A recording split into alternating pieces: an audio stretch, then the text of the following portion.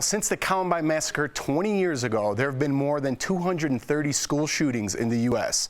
It's a shocking statistic that sadly many of us have become numb to. But for the families who lost their children, it's their constant nightmare. Exactly 6 months ago today, Kendrick Castillo lost his life after he rushed two armed students who walked into the STEM school in Colorado. Kendrick's last act was protecting his fellow students. I recently sat down with his dad, John, to learn more about this incredible man, his son, and the day everything changed.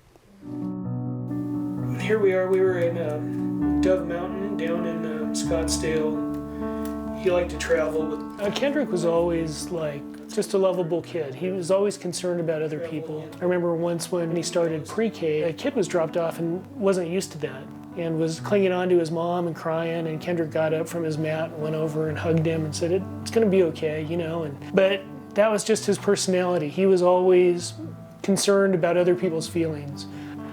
And he was always curious about machinery and things and how stuff worked. It wasn't very long after we bought him a new toy that he wouldn't have it in pieces and creating his own toy that he dreamt up. So do you think Kendrick would have followed in your footsteps eventually, maybe become an engineer of some sort? He was on the next level of engineering than where I was at. But for sure, yeah, he wanted to move in that direction. Okay, all right, here we go. Here's Kendrick's room. We've kind of left it the way that it was for the most part. But he has his cap and gown from graduation. I know this is going to be hard, but could you walk me through what happened that day on May 7th? I was getting ready to go to work. We leave about the same time. So I walked to the edge of the driveway, which is something I never do. I watched him drive away. Later that day, it was around 2 o'clock, a coworker texted me and said, "Does Kendrick go to STEM school in Highlands Ranch?" I told him yes. He said, "Active shooter." I said, "No, that can't be right." And I went into a room and I turned on the TV, and sure enough, there was all kinds of activity. Here we are again, another deadly school shooting here in the Denver area, just minutes from our studio. I called my wife and I told her, "You need to drive towards STEM." I said, "There's a shooting." So as I was driving, I was trying to contact him and I was texting him, and he wasn't returning my text. Were you getting nervous at this point? Oh yeah, there was, you know, there was a ball in my stomach that was gradually building and I was getting anxious. Just about then I got a text from one of his friends saying, "Mr. Castillo, Kendrick rushed the shooter." And then I got another text and they said, "We think he got hit, he's wounded, but he's okay. They've taken him to a hospital." So they took us to a little room, and three like detectives and a chaplain came in, and the female detective said, "I'm so sorry."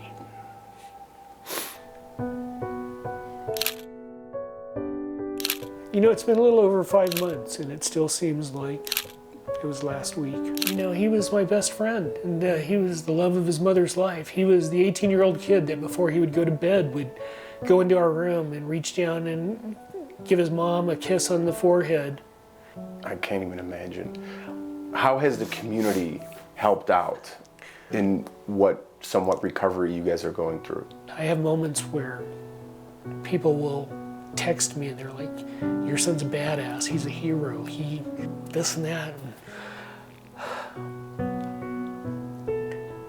Man, I want to get behind that, but I knew him in such a different way that it's difficult. Right.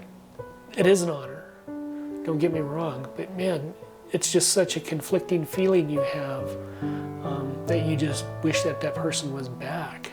And I hate making people feel guilty, but I feel that way when I say this. There are 28 people alive who are going to carry on their lives and hopefully do great things. I hope that they don't take 1 second for granted what was gifted to them by Kendrick's sacrifice. Give you a hug, man. Yeah, absolutely. Thank you so much for doing this. I really appreciate it.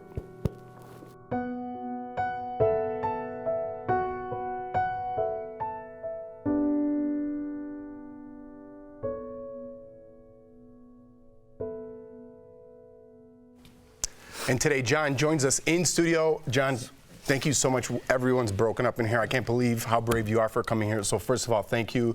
But what's one thing that you want our DBL Nation to know right now? We're going to talk a little bit more later about Kendrick. Well, you know, it is 6 months to the day, and I'd like everybody to know that as I'm coming out of this devastation, you know, I'm moving forward with a new mission to help save other people in our community, so there's not another parent like myself or my wife who are sitting here on television and on radio shows advocating for safer schools and things. I hope that, you know, being a realist, I know it won't end with me, but I hope that I can drastically minimize the amount of this domestic terrorism that's taking place in our environment today. Right. So that's really what I'd like everybody to know, that it's a serious thing, and we all have a piece in it. When we vote, when we get involved with our schools and our school board officials, when we're raising our kids, those are all things that people can do. Right. Before the break, we told you the heroic story of Kendrick Castillo, the 18-year-old who lost his life at the STEM school shooting earlier this year. Now, today, his father, John, is joining us on the panel. Now, John, Kendrick essentially sacrificed himself to save his fellow students. As a father who's still dealing with the aftermath, still grieving and misses his son, what do you hope that us Americans learn and advocate for when it comes to safety in schools to prevent this type of violence? Well, we need to have the conversation around the table, just like we talk about grades and things like that with our kids.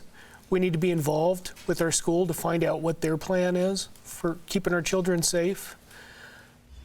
And I really think, you know, and I was like any other parent. Before this incident, we were living our lives thinking it would never happen to us. Boy, were we wrong. And I want people to know that don't be like us. I mean, be active now and take an active step in your kids' lives. I mean, Kendrick was our only child. And what I'm really advocating now are for other people's kids and for safety in our community. And, you know, changing the term to domestic terrorism and bringing awareness to that. Ever since Columbine, it's been an issue. And we do need to have families, you know, looking into the safety of their kids and taking an active role in their lives.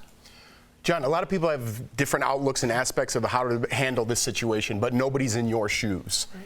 And again, thank you so much for being here. How do you think the justice system should handle school shooters? Well, I think the justice system needs to be very swift and quick about it. Hence the reason why the terminology needs to be done. If you ask any parent who's lost a child, you know, none of them are going to tell you that they have any other concerns than getting information to how it could have happened and justice. When we talk about foreign terrorism attacking our country and citizens of the United States, you know, we would be running and doing whatever we can and lobbying in the streets and at the Capitol, making sure that we're punishing people from outside of our borders. But when it's a perpetrator who might live on the next block, who possibly could have even played with your kid at some point in their life, and they flip that switch, you know, I'll tell you, I believe that they turned in their American card right then. When you commit an act of terror against your fellow citizens, you're no longer ranked as an American citizen yourself. You've given that up when you try to harm a synagogue, a school, a big box store, when you go against people in your community. And we need to treat it like that. We're not going to see change until we take that hard stance. I agree. I agree. Yeah, and how do you hope that viewers can be involved? Well, I hope they can be involved by, when they vote, for one, paying attention. I mean, funding is always an issue for everything. But as a society, we never have a problem building a new stadium where we can go watch our favorite, you know, sports teams or a music venue, improving water projects and bike paths, all of these things for people who might not live to enjoy them. You know, we never talk about putting a portion of that money, 2%, 3% of whatever.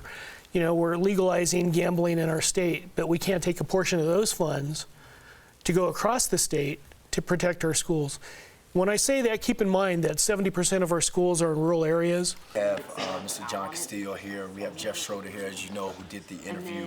We just want to continue to follow up with any questions. And that went so fast, guys. We have so many questions, and importantly, we talked about Kendrick in that package, but we didn't get to the justice side of things. And I think that's the more important reason why you're here today. Obviously honoring Kendrick, but we need to do something as a country, and that's why you're here. And Al, you didn't get a question in because we were running out of time. My question to you, and again, I know you're here. Thanks for being here, but your courage, I don't. Yeah. Like you've been to. I know that the alleged killer, he has a hearing this month. Right, the 18th. Right, and you've been at every hearing. You and your wife have attended every hearing thus far. Can you tell our viewers why you guys make sure to go? And I can't imagine how difficult that is for you. Yeah, we go because we want justice done. We need to represent our son who was taken from us. And it's important that we show up and we face the families and the killers. The families, in my eyes, I'll be flat honest with you, they have as much to do with this as the killers. They had an obligation and a responsibility in raising their kids. We've heard allegations that the kid was living out of a car at one point. I don't know how true that is. I haven't fact-checked that. But if that is the case, there are so many things that people should have done. And I mean, that's the reason we show up. We show up there to represent. It's therapeutic for us. We take Kendrick's Jeep and we write messages on the windows so people can see those. Of course, when we're in the courtroom, there's rules about things, so we can't do it there. But when we talked last month, I believe it was, you said the family did not reach out with an apology of any sort. No, and it's still... Not at all. God, I can't even imagine. Not a simple statement. I think that reflects their Well, there you go. What does that tell you from the beginning? yeah, And, that here we are. alone. And you can just connect the dots with many things after that. Yeah. You have a law firm representing them with not just attorneys, but attorneys that teach at universities that are, trying to do this. The family does not have these kind of funds to continue to pay these people. So you have companies and firms who are trying to pad their resume by taking on a profile case like this. Right. It's wrong. It's Yes. wrong. It's wrong. And I mean, we only have 45 seconds left, but I do wanted to get into the New Mexico shootings and what they're doing Santa Fe, right now with... Santa Fe, Texas. Oh, Santa Fe, Texas, I'm sorry. Yeah. There's so many, but... Really quick, can you talk about the Safe to Tell program for our DBL Nation? Because we're going to have links up for you guys. Well, Safe to Tell, as we all know, came out after Columbine. It's becoming a little bit dated. There's technology that has come around since Safe to Tell and things like that. So as I'm advocating, I want to see that we update that. It's a good program. It just needs some tweaking. And we need to, market it a little bit better. So, We have that link in the comments below, DBL Nation, so be sure to check that out.